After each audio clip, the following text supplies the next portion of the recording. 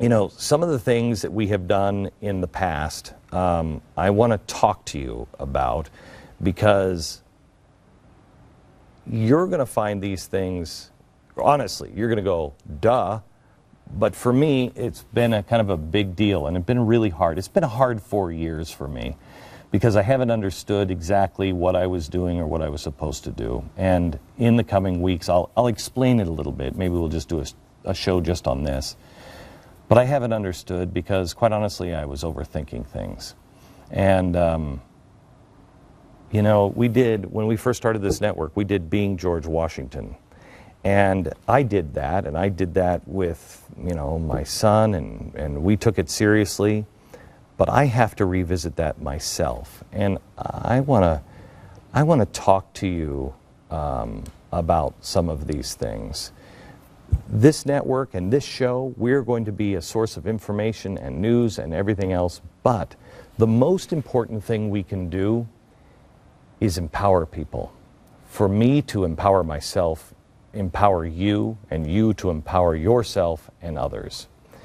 I think you've seen this kind of coming in a way. We've had Srinivas Rao on, Malcolm Gladwell, Mike Rowe, and if you've been paying attention, you notice that the theme has been for the last month or so that don't believe all the old posters of the past. You know, everything that you think you knew is not true anymore.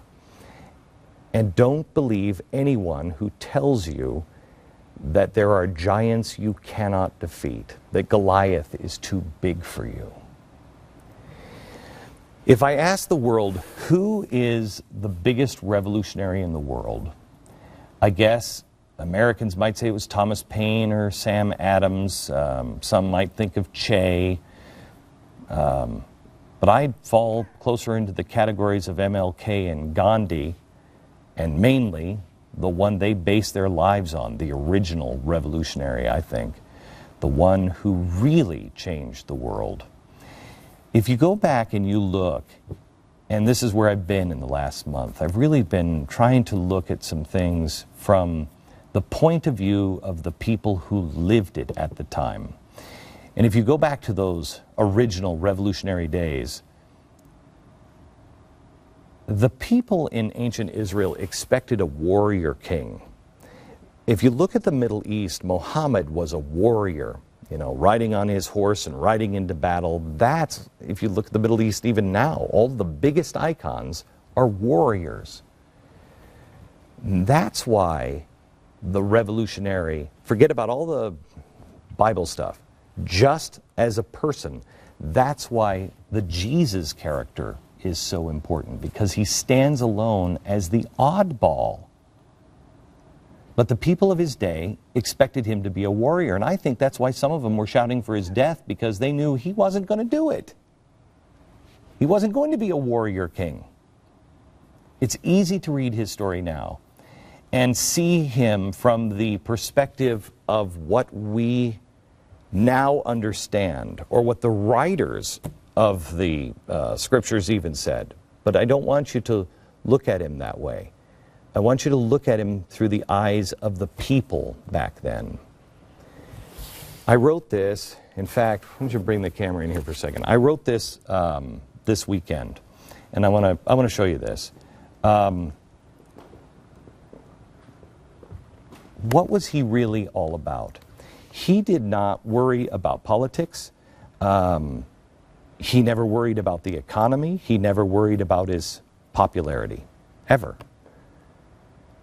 The regional politics, it was like the Democrats and the Tea Party today. The people who were poor, there were people who were poor and they were sick. You don't think people worried about their health care coverage? What do you think the pools of Bethesda were?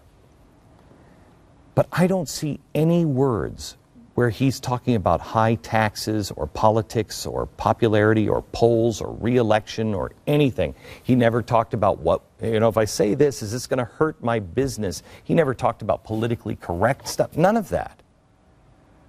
So what did he do? He empowered people. Empowered people. And one of the things that he said that strikes me, because everybody skips it, paraphrasing here, he says, hey, I've seen some pretty cool stuff, huh? Right? Greater things than these you will do. What's he saying? He's empowering everybody around him. He is telling them, you have the power. I made a list of these things this weekend, and the things that he did and didn't do, the things that we're always talking about every day. He never talked about people, about anything that we are doing. Here's what he did talk about. He loved his enemies. He taught truth. He lived truth. He helped others to live peaceful lives. He empowered others. He spoke only of what his father told him to tell you. He comforted, he lifted up, he mourned, and he healed others. That's it. Tell people to love each other. Tell people to believe, and believe in themselves. Tell people to have faith, hope, and charity. The reason why he was the biggest revolution of all is because he changed everything. And it dawned on me this weekend, what makes us think that that won't work again? If I may, Occupy Wall Street is paying off people's loans. What do you think that is? The Golden Dawn Party is now buying people food. In Greece, they're going door to door, providing food. Well, where do you think they got that idea? Why do they think that will work? Because it worked before. It works every time. But they will fail because their purpose is politics. That's not what it's supposed to be. And that's not what our purpose can be or should be. I wanted to take just a second before we get into the real show tonight to try to tell you that I'd like to take you on a journey with me over the next couple of months. And I don't know where it's going to take us, and I don't know. But I need to be a much better man than I am.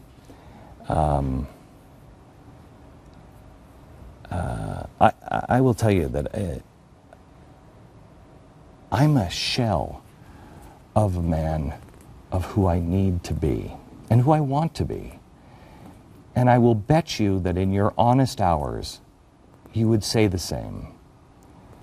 I know I can do better. I know I can be better. And I know I have to. The enemies of man's freedom are doing everything they can right now to tell everyone, you have to go through me. You're incapable of doing things yourself. You need permits, you need handouts, you need our help. We have to be the beachhead of the exact opposite message. That's what I wrote in this journal. That's it. The world's greatest revolutionary only empowered people. That is my goal. That has to be the goal of this show.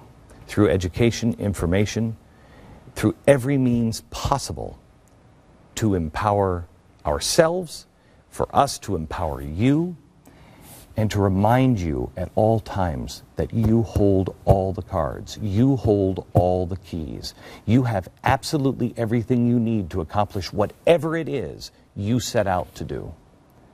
Especially in today's world, what people don't understand. I spoke to, I don't even know. Joe, how many people were at that meeting on Friday? I bet there was 150 people there. They were all people from state houses from all over the country.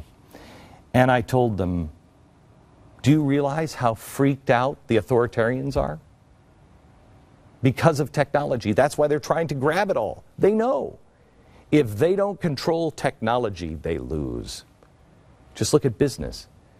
Business, you can print a t-shirt and sell it on the other side of the world, and you can do it that fast.